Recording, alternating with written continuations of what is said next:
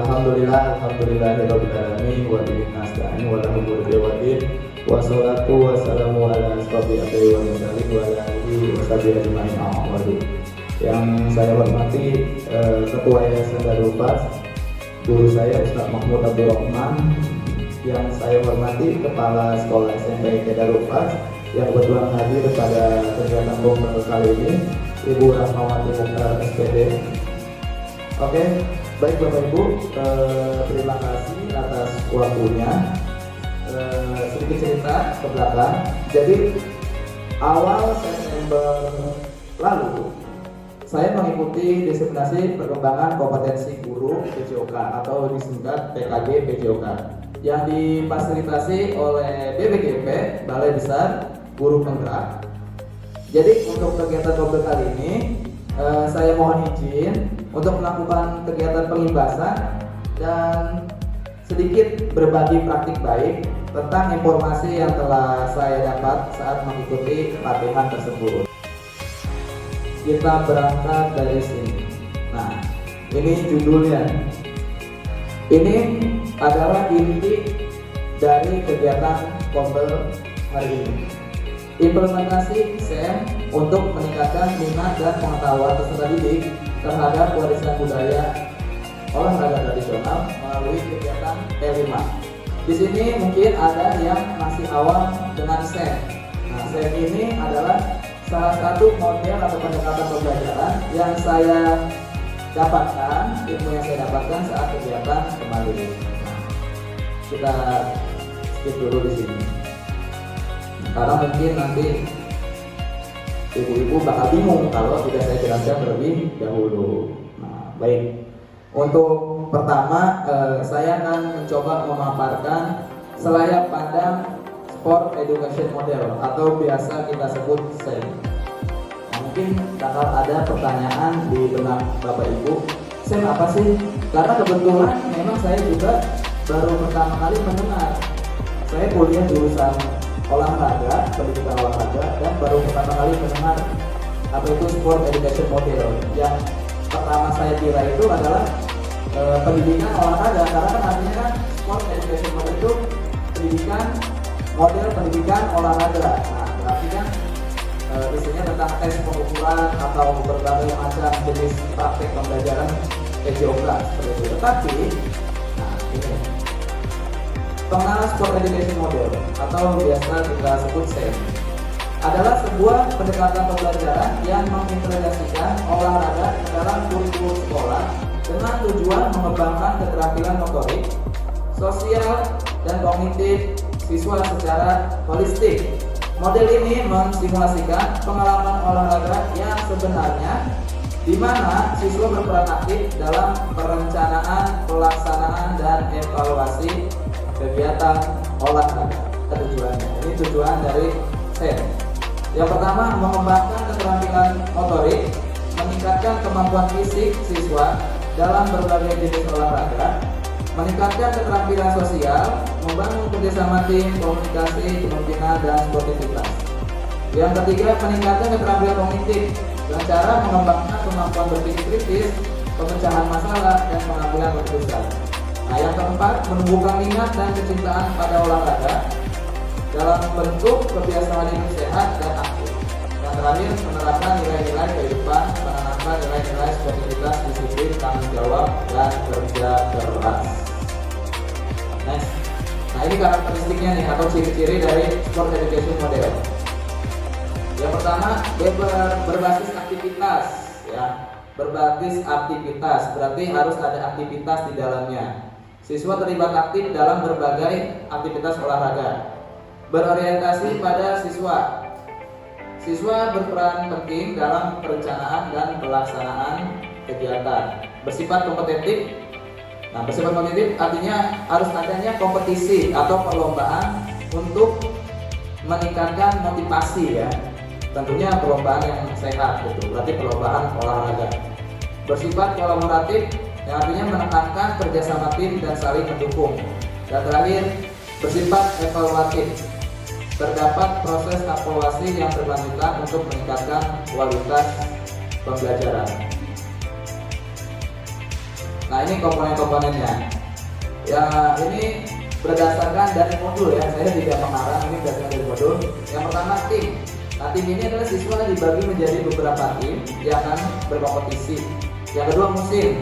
Pembelajaran olahraga dibagi menjadi beberapa musim dengan tema yang berbeda. Musim ini lebih ke arah penjadwalan. Yang ketiga kompetisi. Kompetisi ini adanya pertandingan atau kompetisi antar tim. Yang keempat statistik, adanya pencatatan. Nah, ini artinya pencatatan data pertandingan untuk evaluasi. Yang terakhir manajemen tim. Siswa belajar mengolah tim termasuk perencanaan, latihan, pemilihan pemain dan strategi. Next. Nah, ini kita memiliki peran dalam SEM ini. Yang pertama sebagai fasilitator, membantu siswa dalam proses pembelajaran. Yang kedua, motivator, menumbuhkan motivasi dan minat siswa. Yang ketiga, evaluator atau mengevaluasi proses pembelajaran dengan memberikan umpan balik. Yang keempat, mengelola, mengatur jadwal, peralatan dan fasilitas. Nah, ini yang penting. Yang paling itu ada peran siswa dalam SEM. Yang pertama pemain, kedua manajer, yang ketiga statistis atau pencatat ya, pencatat pertandingan. Yang keempat pelatih dan kelima penonton yang memberi dukungan pada saat tim bertanding. Nah, ini tahapan implementasi Sport Education Model. Yang pertama perencanaan, menentukan tujuan pembelajaran, memilih olahraga, membentuk tim dan menyusun jadwal. Nah, yang kedua melaksanakan kegiatan perlombaan sesuai dengan rencana. Yang ketiga evaluasi, mengevaluasi proses dan hasil yang dicapai. Ini kelebihannya. Menyenangkan karena siswa lebih termotivasi karena belajar sambil bermain.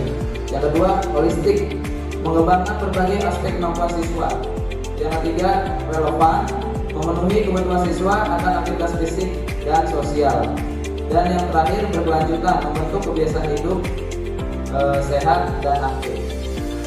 Kemungkinan tantangan yang akan muncul ketika kita melakukan sport education model itu yang pertama sumber daya ya, karena membutuhkan fasilitas olahraga yang memadai dan peralatan yang lengkap.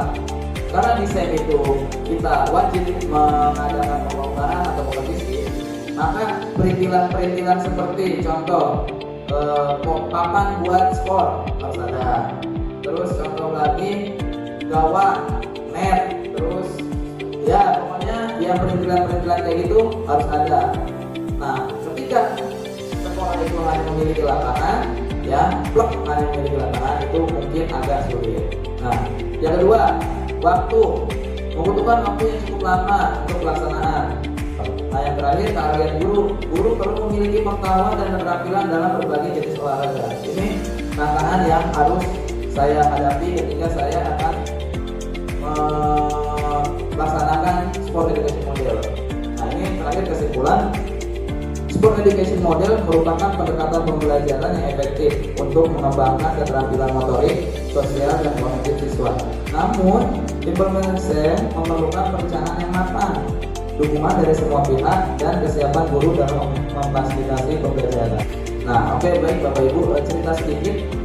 Jadi salah satu tugas akhir dari diseminasi pengembangan guru PJOK itu adalah membuat rencana tindak lanjut ya tentang suatu program yang akan dilakukan di sekolah masing-masing.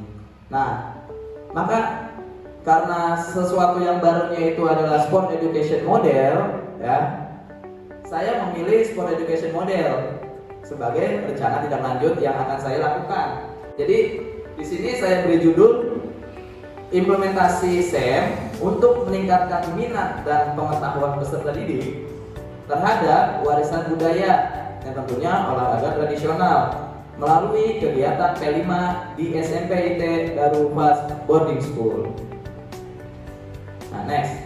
Nah, pasti kita kalau membuat sesuatu ada latar belakangnya dong. Nah, ini latar belakang ini. Berdasarkan hasil analisis yang telah saya lakukan dan kepekaan terhadap isu-isu yang marak terjadi di lingkungan sekitar, minat serta pengetahuan peserta didik terhadap olahraga tradisional sangat menurun seiring perkembangan zaman. Peserta didik cenderung lebih memilih menghabiskan waktunya untuk bermain game online dan scrolling sosial media. Ini fakta atau tidak, ibu-ibu, bapak-bapak? Fakta atau tidak? Ya, ibu bapak juga merasakan kan? Ya, kita semua merasakan. Semakin canggihnya perkembangan zaman, semakin mudahnya internet itu diakses, maka resikonya seperti itu. Yang dulu-dulu itu bakal dilupakan. Seperti itu. Next. Nah, ini latar belakang selanjutnya. Oleh sebab itu, proyek penguatan profil Pancasila atau P5 yang akan saya rancang ini bertujuan untuk meningkatkan minat dan pengetahuan siswa terhadap warisan budaya Indonesia, khususnya di bidang olahraga tradisional, sehingga peserta didik dapat melestarikan dan memainkan olahraga tersebut di kehidupan sehari-hari. Keresahan saya, yuk kita bangun kembali yuk kebiasaan yang lama gitu, dengan cara memainkan olahraga tradisional kembali. Saya pengennya seperti itu, semoga kita bisa mewujudkannya. Nah, ini tujuan umum proyeknya nih, meningkatkan minat dan pengetahuan peserta didik terhadap warisan budaya olahraga tradisional serta mengembangkan keterampilan APA 21 melalui proyek penguatan profil pelajar Pancasila atau disingkat P5 sesuai keinginan, choice, serta kepemilikan atau ownership dari peserta didik melalui Sport Education Model atau SEM. Tujuan khusus proyek ini tujuannya yang khusus. Yang pertama, melestarikan warisan budaya Indonesia khususnya dalam bidang olahraga tradisional. Yang kedua, menumbuhkan rasa percaya diri peserta didik dan rasa bangga terhadap warisan budaya. Menumbuhkan kebiasaan bermain sambil berolahraga, dan terakhir meningkatkan kebugaran jasmani peserta didik. Nah, lanjut. Nah, ini hasil yang diharapkan. Dengan diadakannya kegiatan ini, diharapkan peserta didik dapat meningkatkan minat dan pengetahuan mereka terhadap warisan budaya, khususnya olahraga tradisional, sehingga mereka dapat mempraktikkan olahraga tradisional tersebut di kehidupannya sehari-hari. Dengan begitu, peserta didik lebih sadar untuk menjaga dan melestarikan budaya serta menumbuhkan kebiasaan baru, yaitu bermain sambil berolahraga. Nah, ini kebiasaan barunya harus digarisbawahi. Kebiasaan baru yaitu bermain sambil berolahraga. Jangan mereka itu olahraga saat semnya aja, saat kegiatannya aja. Harus ada perubahan dari kehidupan mereka, gitu. Kebiasaan mereka harus berubah. Nah, tema, judul, dan dimensi profil pelajar Pancasila. Temanya saya pilih kearifan lokal karena ini berhubungan dengan warisan budaya, maka saya pilih temanya kearifan lokal. Judulnya asiknya olahraga tradisional. Dimensi, kreatif dan gotong royong, elemen dan subelemen, kolaborasi dan subelemennya juga sama. Nah, yang terakhir, elemen menghasilkan karya dan tindakan yang orisinal. Nah, ini waktu pelaksanaan proyek. Proyek ini menjadi proyek yang kedua, ya. Oleh sebab itu akan dilaksanakan pada bulan Januari sampai dengan bulan Maret. Karena ini baru rencana, bisa aja kita realisasikannya tahun depan. Tapi tetap harus di proyek yang kedua. Karena apa? Targetnya saya itu berbarengan dengan kelas meeting. Jadi kelas meeting yang biasanya cuma kita turnamen futsal, badminton, dan lain sebagainya, kita coba nih olahraga tradisional seperti itu. Nah, ini puncak dari kegiatan P5 ini adalah kegiatan perlombaan. Ya, jadi puncaknya itu perlombaan olahraga tradisional seperti itu. Peran yang terlibat dan tupoksi. Nah, ini tupoksinya nih. Penanggung jawab proyek memfasilitasi kegiatan proyek. Nah, kelas 9 berperan sebagai panitia pelaksanaan perlombaan. Nah, ketika acara puncak, mereka bertanggung jawab penuh terhadap kegiatan perlombaan dan semua akan memiliki perannya masing-masing. Nah, kelas 8 kelas 7 itu sebagai peserta lomba. Mapel yang terlibat. Nah, yang pertama PJOKA berperan sebagai penggerak utama dalam proyek P5 ini. Yang kedua seni rupa, yang untuk menambah wawasan dan pengetahuan siswa terhadap bahasa budaya Indonesia. Yang ketiga TIK, membantu peserta didik dalam pembuatan poster dan dokumen kegiatan seperti itu. Nah, beruntungnya kita memiliki banyak aset. Yang pertama itu aset politik, ya, sekolah penggerak angkatan kedua. Ini yang diiring-iringkan sebenarnya sama sekolah lain seperti itu. karena kan P5 kan kalau kita kan dibiayai oleh negara, kalau mereka modal sendiri.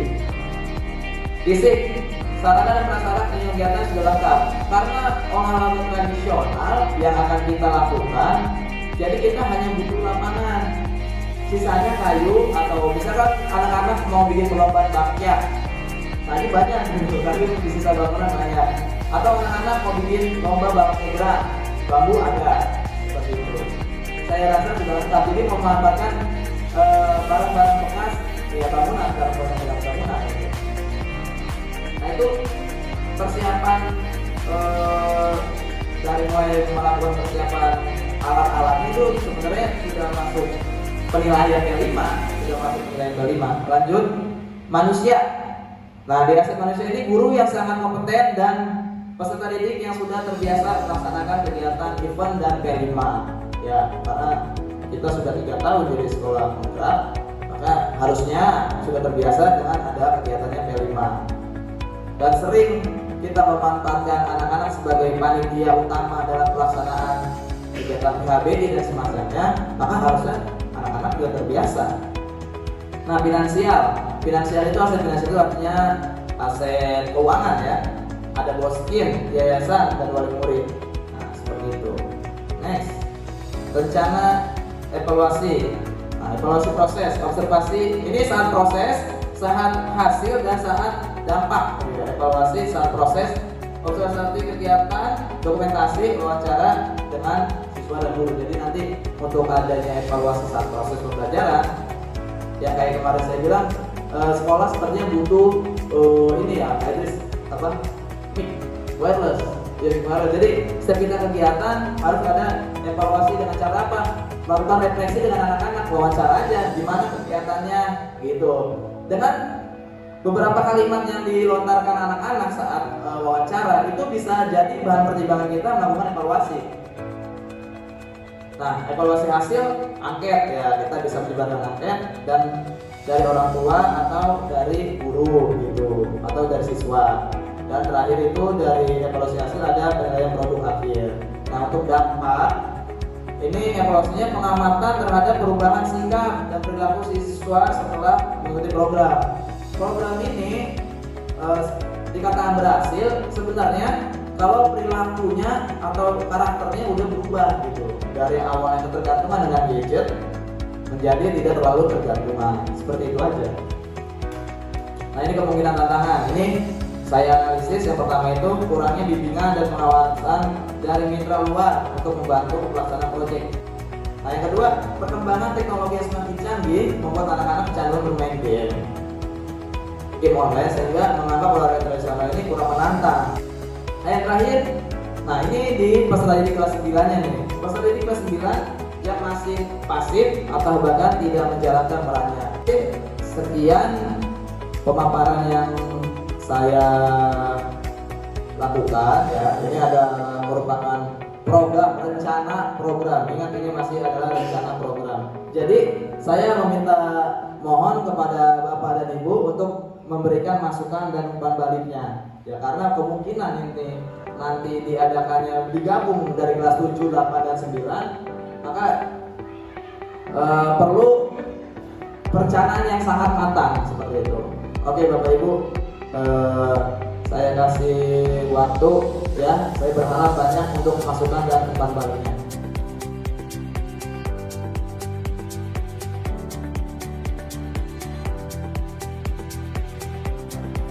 Oke, terima kasih. Assalamualaikum warahmatullahi wabarakatuh. Minta tolong dibuka slide yang pemaparan tentang sensor, Pak.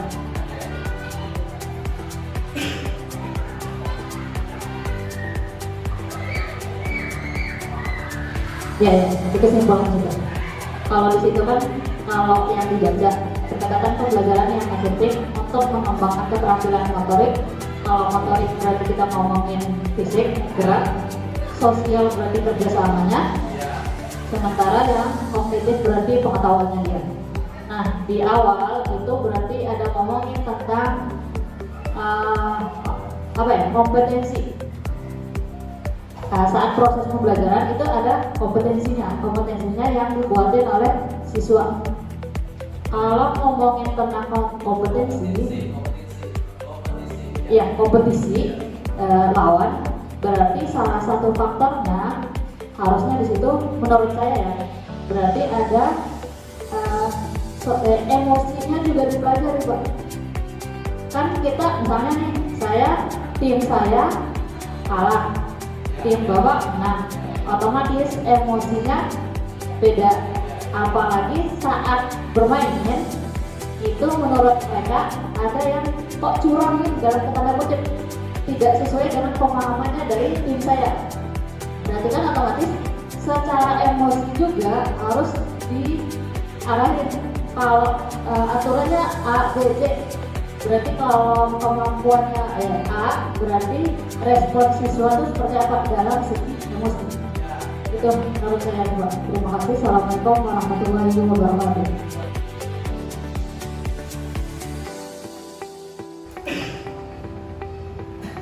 Baik, untuk makalah tadi sangat bagus ya. Pertanyaannya, dalam pelaksanaan P5 tadi kan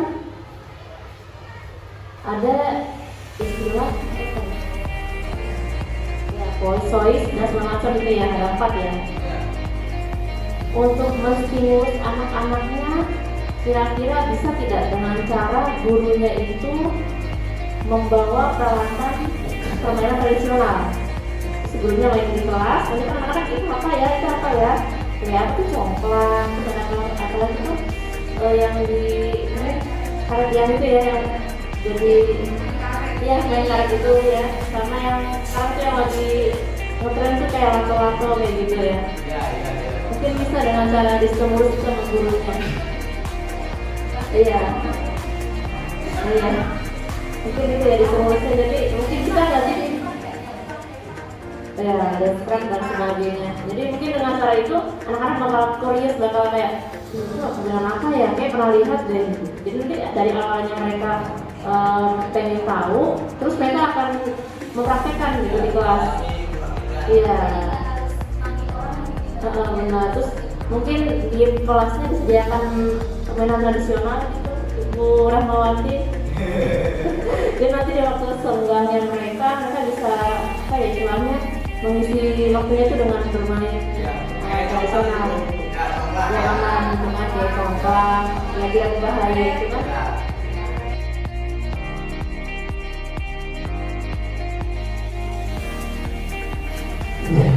Cukup menarik ini ya. Kan kalau dilihat dari pembahasan tadi kan sebenarnya kalau dilihat ini kan tadi yang kelima ya tadi ya, tentang olahraga tradisional yang memang sudah lama kita bahkan sekarang jarang kita temuin ya, karena sekarang teknologi kan luar biasa ya. Sekarang apa yang ada di Indonesia, congkak itu sekarang online bisa tuh. Iya, catur sekarang ada, catur ada Bu, biliar sekarang ada Bu di HP ya. Iya, jadi luar biasa ya teknologi sekarang. Nah, kalau saya lihat Pak ya, kan kalau anak-anak contoh yang tadi main Mobile Legends gitu ya. Nah, Mobile Legends kan memang kalau kita lihat udah jarang banget anak-anak buat bergerak buat main kayak tradisional gitu ya. Ya kan kalau tradisional kan lebih tenaganya ya. Kalau handphone kan dia cuma tiduran doang, kita main paling gerak tangannya doang, badannya nggak gerak gitu ya. Nah, terus anak-anak kadang-kadang kalau menurut saya ya untuk yang ini lebih baik, lebih bisa nggak kalau misalkan biasanya anak-anak tuh lebih seneng kalau memainkan tapi hasil dia sendiri ya. Contohnya kayak misalkan ingkang dari batok kelapa ya. Dia tuh biasanya lebih seneng kalau dia bikin terus hasilnya bisa dimainkan, itu lebih seneng biasanya dia bisa ya. Jadi dia tuh lebih seneng biasanya kalau saya lihat pernah juga kan waktu itu ya, dia seneng tuh kalau misalkan dia bikin sendiri nih, terus habis itu dia mainin. Nah, dia lebih seneng tuh, wah ini hasil saya nih, terus bisa dimainin gitu. Jadi bisa kan ya untuk mengajak anak-anak untuk membuat alatnya ya, kemudian dia mempraktekannya gitu. Jadi lebih semangat biasanya kalau hasil produknya sendiri gitu Pak.